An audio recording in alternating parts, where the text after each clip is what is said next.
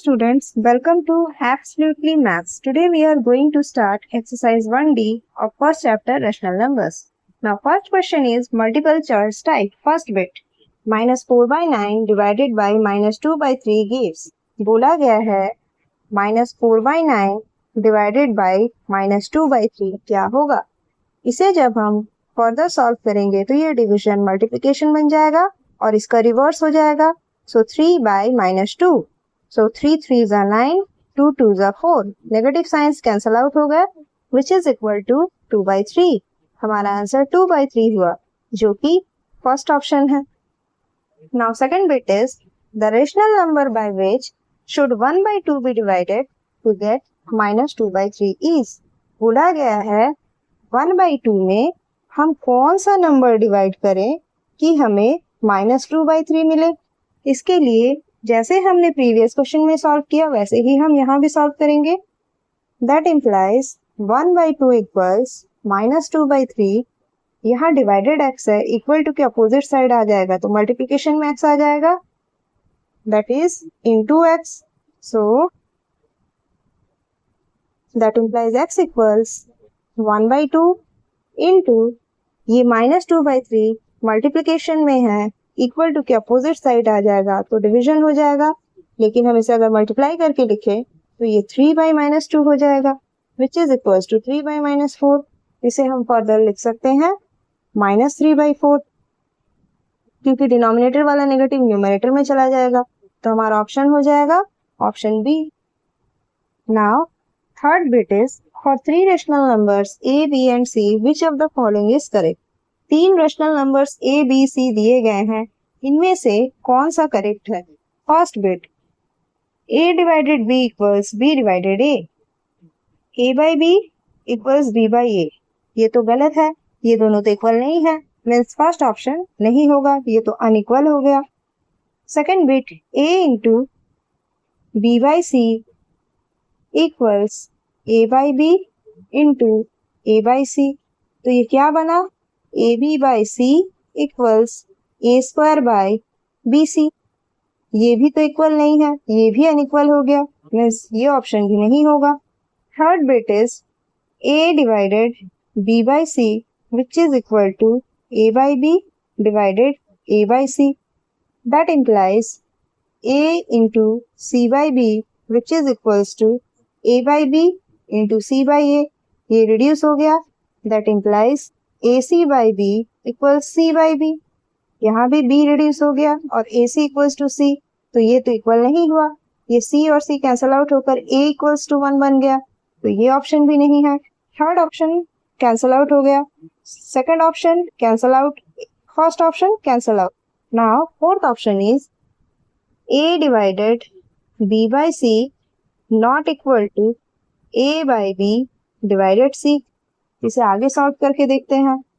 a into c/b not equal to a/b into 1/c. That implies ac/b not equals to a/bc. Yes, यही correct हो रहा है, ये दोनों साइड अनइक्वल है इसलिए नॉट इक्वल टू बीच में दिया गया है, तो fourth option is correct. Now bit 4 is the product of two rational numbers is -7 whole 2/3. दो रेशनल नंबर्स का प्रोडक्ट -7 whole 2/3 है. If one of them is 3 whole 5/6 the other number is. उनमें से अगर एक 3 whole 5/6 है तो दूसरा नंबर क्या होगा.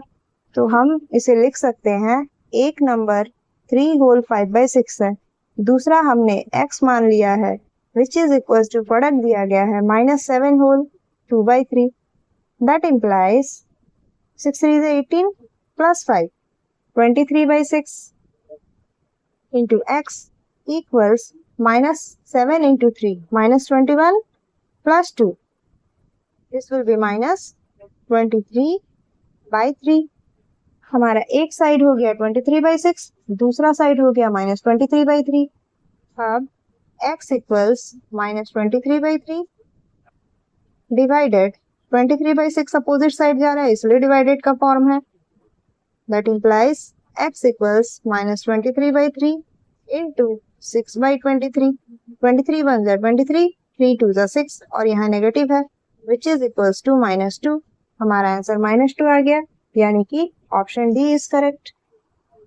Now fifth bit, 8 divided 3 divided 3 divided 8।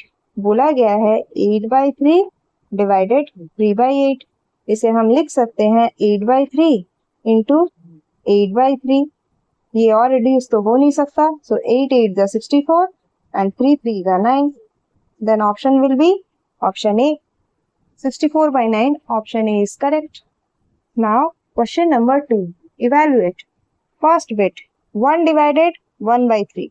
इसे हम क्या लिख सकते हैं 1 into 3/1, क्योंकि डिवीजन जब मल्टीप्लिकेशन बनता है जो भी नंबर दिया होता है उसका रिवर्स हो जाता है, that is equals to 3। Second bit is 3 divided 3/5। इसे हम लिख सकते हैं 3 into 5/3। 3 1 जा 3 which is equal to 5। Third bit is -5/12 into 16/1। 4 4 जा 16, 4 3 जा 12। इसे हम लिख सकते हैं -20/3। Now fourth bit is -21/16 into 8/-7। So 7 3 जा 21, 8 2 जा 16, नेगेटिव साइंस कैंसल आउट हो गए, which is equal to 3/2। Now fifth bit is 0 into 7/-4। किसी भी नंबर को 0 के साथ मल्टीप्लाई करने पर 0 ही आता है। Now sixth bit is 8/-5 into 25/24। So 5 5 जा 25, 8 3 जा 24, which is equals to -5/3, क्योंकि डिनोमिनेटर वाला नेगेटिव न्यूमरेटर में चला गया। Seventh bit is -3/4 into 1/-9, which is equal to 3 3 जा 9, नेगेटिव साइंस कैंसल आउट हो गए, -1/12। नेगेटिव साइंस कैंसल आउट हो गया, so this will be plus 3/4 into 12/-5।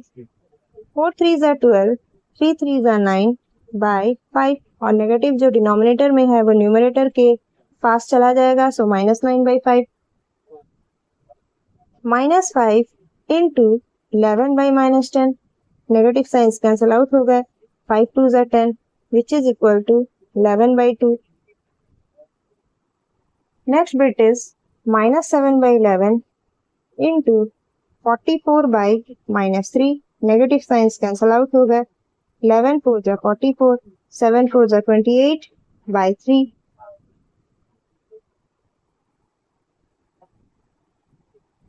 Now third question is divide first bit 3/1/3। दिया गया है 3 divided 1/3 which is equal to 3 into 3/1, that is equal to 9।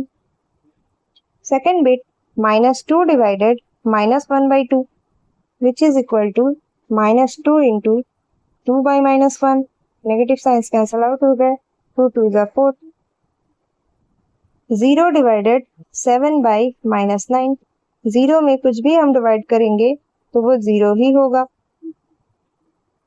-5/8 divided 1/4 which is equal to -5/8 into 4/1। 4 2 जा 8 which is equal to -5/2।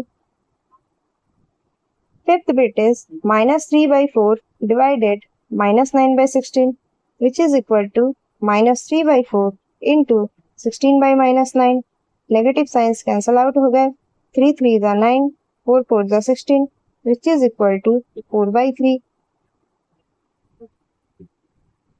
Now fourth question is the product of two rational numbers is -2 if one of them is 4/7, find the other।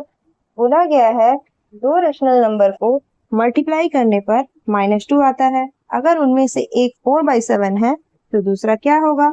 तो हम दूसरे number को x मान लेते हैं, let the other number be x। वो दूसरा नंबर x है,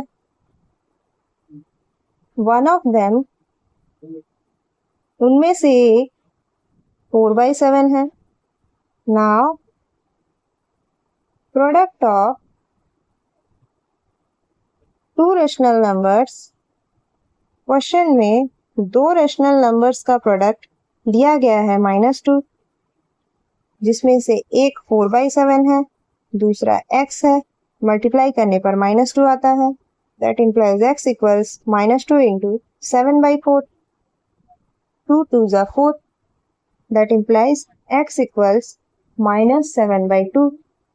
वो दूसरा नंबर -7/2 है।